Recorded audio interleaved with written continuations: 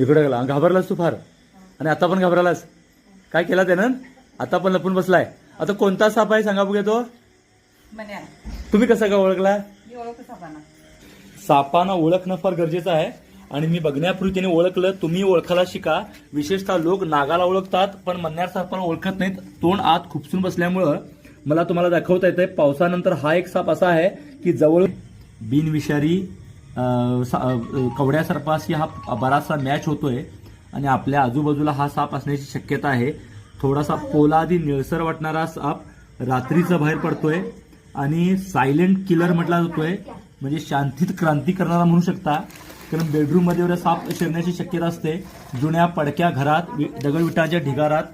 गवताळ प्रदेशात किंवा मैदानात हा साप ज्या दिसतोय पूर्ण काळा कुळकुळीत त्याच्यावरती पांढरे टिपके तुम्ही बघू शकता साधारण हा साप